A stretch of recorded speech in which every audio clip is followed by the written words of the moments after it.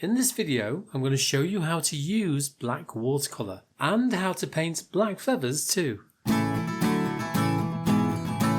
So cerulean blue first of all. Use this colour as well for the background colour for the back of the head. And a little bit of phthalo blue, which is that one there. Oh, look at that. Lovely colour. And if we get some water, just drop a little bit of water in there. That should be plenty. 3 drops is very watery. Very, very watery. And if we test that out on some scrap watercolour paper, to give us some general idea, we're looking at something like that. So wet it, as I say, a couple of times. I'm back with you in a minute. That should do. Look how weak that is. Very, very watery. So more water than pigment, a lot more water than pigment. And this will fade even more than the other side there when it dries. And then just put this all over the top of the head. Just that background colour, that's all we're after. Right. I think there should be plenty on there. No, look at that. One blue head. I'm going to add some more water into this dark colour. I want this more to nearly watery, milky consistency. So it's not quite tap water consistency. A little bit thicker. Something like that. There you go. You can just see it rolling down the side of the mixing bowl there, but it is quite loose. So I'm going to use that for the first layer of the dark for the head. So load it, roll it, pull away, give it a tap as per usual, and then let's make a start on that. I'm using the lightest of touch, also keeping an eye on the direction as well these lines go. And you find actually that the lines go probably about here first. Let's put some reference marks in, shall we? Around the side there, and then they kind of curl around that sort of angle towards probably about 11 o'clock, then 12 o'clock, then 1 o'clock. All the way around the head. So all you want to do really is map out roughly where things go. Just remember not to overload that brush, okay? Because it's critical that you don't put too much paint on there. And my pencil marks underneath there have just about disappeared now. So it's going to just block in a way, just by tapping. And that's all we need to put in for our reference marks. And then we can actually start adding more detail. So I already started there, as you know. So load, and make sure you take some paint off.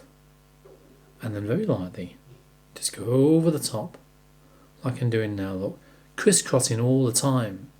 So basically I'm using elongated crosses. So I'm going along the head like that, but some of these lines are actually crossing over slightly.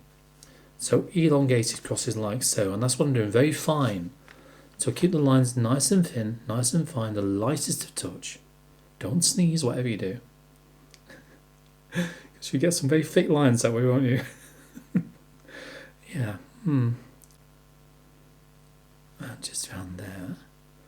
I need to build these up as you go along, okay? So I need to increase the depth of these. In other words, increase the amount of lines, really is what I mean. Without sounding all too arty. Increase the depth. So work your way around it. And add more lines together where it's darker. I know this wash, it's a very weak wash at the moment, but we do want to go darker, obviously. This is more or less just for that basic first layer. That's all we're looking for. I'm still going, as you can see. So we're going along here. Now, one of the things I do use on a regular basis is a homemade brush which I call a replicator. Now, if you've not seen that before, all it simply is, if I grab it, but it's a handy little tool to have, or brush if you wish, homemade, that you can use to apply multiple lines in one go. Really, I know, really, really handy. If you've not got one, it's probably worth saving those old brushes that you've got and see if you can make one.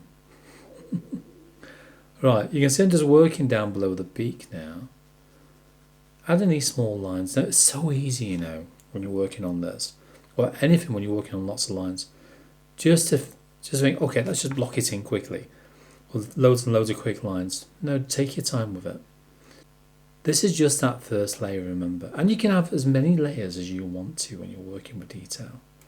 You really can. Sometimes I might have 5 or 6 layers. Today, well, not quite as many as that. And then sort of block this in. I'm still doing the feather lines, if you know what I mean. Even though probably when we had the darkest layer in there, you probably won't be able to see those. But it's part of the process, and you know, if they do show through, or one or two shows through, at least it's worth doing it for that reason, isn't it? Okay, so that's really the first layer on. And that, I know, so easy, isn't it? So it's that straightforward for the first layer. The thing is with this as well, is that you can increase the depth of tone. That's getting very arty again. You can increase the darkness if you want to as you work along by letting that layer dry and add another layer of this over the top. And every layer of this that you add on will get darker and darker and darker. You know, with every single one you put on. So you could do it that way around if you want to. But for me, what I'm going to do is thicken this mix down, the same colours, lamp black and French ultramarine. Thicken it down so it's more of a creamy consistency. I think we'll do that next. Yeah, why not? Now before we do that, head for size, what have we got? Size 4. Just very lightly soften these lines now. Do it in the direction the feathers go, or grow. So kind of gently blend them a little bit. That's all I want to do really. Very light, gentle blend. And then we can give that a quick blast with a hairdryer from a distance, which you need to. There will be harmony. I don't know that song. And then we can apply the darkest layer over the top. Keep rinsing that brush out though, otherwise you're just moving paint from one place to another, which you don't really want to be doing. Look at that. See, that's softened it lovely, hasn't it? Very nice. Bit of a grey blue feel to it. Right, okay. While that's drying, so if it's not dry when we need it, I'll just quickly get the hairdryer on it. I'm going to make up that thicker mix of that. So it's the same colours as I mentioned, but just make it thicker really. I'd say like a creamy consistency. Creamy mix. And the creamy, all it simply is, look, if I put it down the side of the mixing well, go on, go down. Hurry up, get down there. It's taking its good old time. That one got stuck.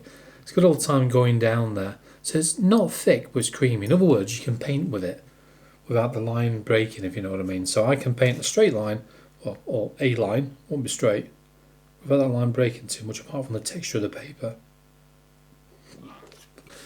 I'm going to use this now for the head, obviously, but we're going to look at those darkest areas first. And the darkest areas, for example, around the left-hand side of this eye, look at the direction these lines go as well. Okay, and then that down there. Even though it's really dark on the photograph there, I'm still going to add the lines in there. So I'm going to make it up with loads and loads of lines. So I want to kind of get the feeling that, you know, you can see those lines behind there. Because sometimes those lines will stand out. A bit like paintbrush marks when you're doing the gloss work on your skirting boards. So you see the lines that you've left behind from the bristles. And that's what I want here really. Even though it's dark, you can still see my lines going down there, can't you?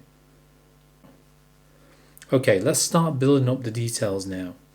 You'll notice as well that when you start working towards the top of the head, it's actually paler, isn't it? Because that's where the light is catching this little kind of scarlet robin here. So the best time to go up there, do you know when that is? Yeah, when you've just about run out of paint. Because you get the finest and lightest of marks, like I'm doing now. Barely touching the paper again, as we normally do, 2 hairs in air. So all it is. We'll blend all this together in a bit. Let's just get these lines in first of all. Crisscrossing, remember, as you do this. So you're going to vary that direction just marginally, so those lines just overlap a little bit in places. And already we're getting some darker marks on there now, aren't we? It's looking better, isn't it? Looking much better now. And keep overlapping. In fact, what you can do a lot, I'll just show you now, before I carry on further down the head. A damp, clean, size 4 brush in the direction the feathers go, like we did on the first layer.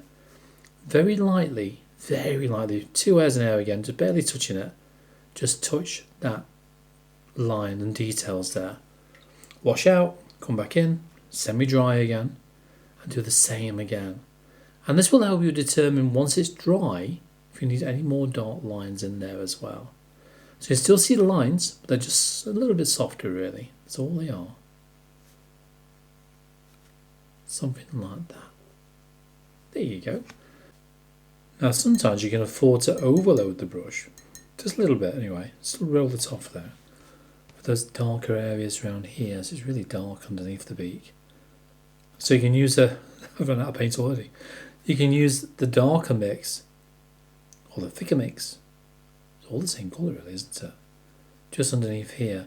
Yeah, you wouldn't think this is the same colour as there, would you? Just more concentrated, that's all. And then, again, as per usual, short elongated lines, bringing them up and overlapping as you go along. So you're gradually getting darker as you work your way around underneath this beak now.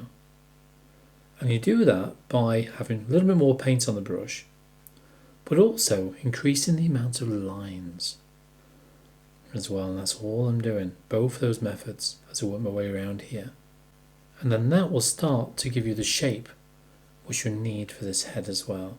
Just remember to very lightly soften it afterwards, give it a dry with a hairdryer, and then decide if you want some more darks in there. I think I'll need some more on mine actually, because it's not quite dark enough in places. And that's all there is to it. I hope this has helped you understand how to use black watercolour, and that you may now have a go at painting black feathers yourself. And if you would like more information on using black paint, why not check out the video to the top right. I'll see you there.